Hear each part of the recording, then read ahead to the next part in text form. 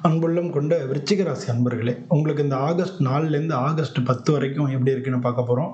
இந்த வாரம் உங்களுடைய உடல் நலத்திலேயும் நீங்க கவனம் செலுத்தணும், மனநலத்திலேயும் கவனம் செலுத்தணும். ராகு 4வது வீட்ல இருக்கிறதுனால திடீர்னு மன அழுத்தம் வரலாம். ஆ குடும்பத்தில வந்து உறுப்பினர் அவங்க மூலமா பிரச்சனைகள் வர்றதுக்கு வாய்ப்பு அதிகமா இருக்கு. ஆனாலும் நீங்க வந்து வா இப்ப நீங்க வாக்குவாதம் பண்ணாம, அமைதியா நிலைமைய வந்து நீங்க கையாண்டீங்கன்னா, எந்த பிரச்சனையும் இருக்காது. யாரேனும் ஃப்ரெண்டு ரிலேட்டிவ்ஸ் அவங்களுக்கெல்லாம் வந்து நிதி சம்பந்தமா விஷயங்கள்ல உங்களுக்கு துணையா இருப்பாங்க. குடும்பத்துல வந்து மகிழ்ச்சிக்கு வந்து மகிழ்ச்சி குறைவா இருக்கா மாரி ஃபீல் பண்ணலாம் நீங்க. அதுலேருந்து விடுபடுறதுக்கு நிதானமா நீங்க செயல்படுறது தான் முக்கியமான விஷயமா இருக்கு. வேலை அதிகரிக்கும். உங்களுடைய ம அதிகாரிகள் அவங்கலாம் வந்து அ உங்களுக்கு வந்து ஆதரவு குடுப்பாங்க. நீங்க வந்து தொழில்நுட்பம் இதெல்லாம் அதுல வந்து நீங்க அதனுடைய பயன்படுத்தி நீங்க வந்து முன்னேறுவீங்க. உங்களுடைய திறமைய வந்து மேல இருக்கிறவங்க, கூட இருக்கிறவங்க எல்லாரும் பாராட்டுவாங்க.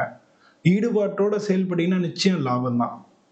ஆ இந்த தொழில் பண்றவங்களுக்கு திடீர்னு முன்னேற்றம், எதிர்பாராத முன்னேற்றமும் வரும். அதே நேரத்துல இடைஞ்சலும் வரும். அதனால நிதானமா நீங்க சமாளிக்கணும்.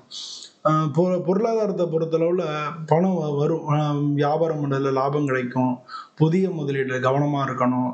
குடும்ப உறுப்பினர்கள் அவங்களுடைய ஆரோக்கியம் சம்பந்தமா மருத்துவ செலவினங்கள் ஏற்படுறதுக்கு வாய்ப்புகள் நெறையா இருக்கு.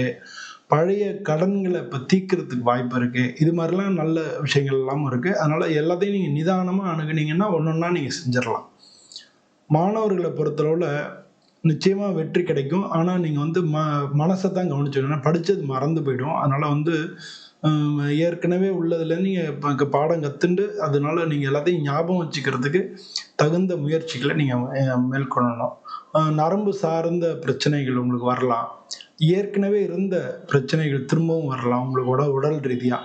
அதனால வந்து ஆரோக்கியத்துக்கு எக்ஸர்சைஸ் பண்றது, நீங்க தியானம் பண்றது இதெல்லாம் நீங்க வழக்கப்படுத்திக்கலாம். சனிக்கிழமை அன்னைக்கு ராகு காலத்துல நீங்க வந்து ராகுவ வழிபடுறது, தினமும் துர்க்கை அம்மன வழிபடுறது இதெல்லாம் நல்லது. சிவன் வழிபாடும் உங்களுக்கு மிக சிறந்ததா இருக்கும். நன்றி.